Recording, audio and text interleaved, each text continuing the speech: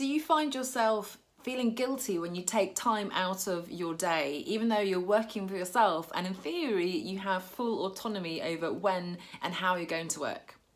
My name is Anna Lundberg. I'm the founder of One Step Outside, author of Leaving the Corporate 9 to 5 and host of the Reimagining Success podcast.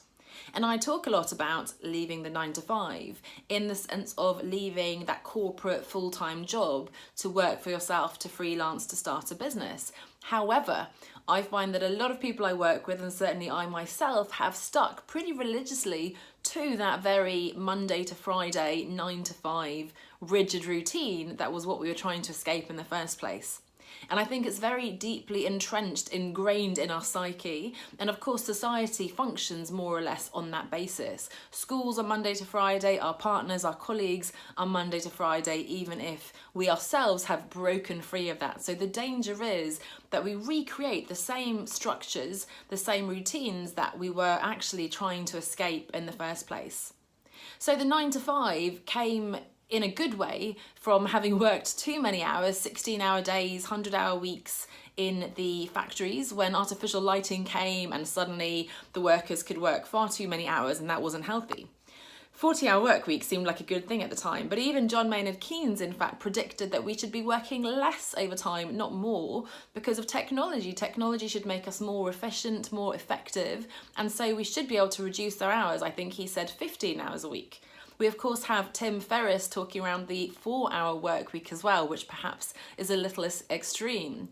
But certainly the research says that employees on average only work 3 hours, less than 3 hours productively a day.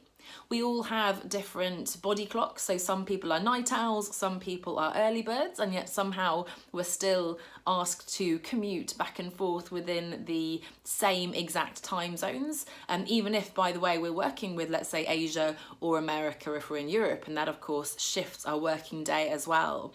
And that 9 to 5 doesn't necessarily work for us, and especially when we're working for ourselves, there's no need to stick to that. So I'd really encourage you to remind yourself why you escaped the 9 to 5 in the first place, and look intentionally at your week and look at when it is you want to work. Remind yourself that most people are only doing 3 hours of productive work a day. So if you do those 3 hours in the morning, by all means, take the afternoon off.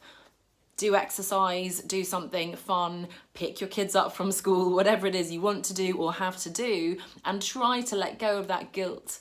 Because if you have really clear priorities on in your business, if you have those goals set, if you know that you're working towards those, you're celebrating your wins, you're making progress, you can then set those boundaries, turn your computer off, move away from your desk, get out of your study, and do all those other wonderful and important things that you wanted to do alongside your work. And that for me is work-life integration. Now we'll be talking lots more about that, about setting boundaries, about focusing on the right things, because what are the right things in your business? For now, as ever, if you want to join me on the Reimagining Success podcast, that's where I'll be looking at this 9 to 5 construct and how and why we can break free of that when we're working for ourselves. So that's over on any podcast app, hopefully. For example, Apple Podcast app, and you can get that. It's called Reimagining Success. New episode every Thursday, so make sure you subscribe and you'll be able to dig deeper into this topic with me on Thursday when the new episode comes out. Thanks so much for listening, and I'll see you next week. Bye for now.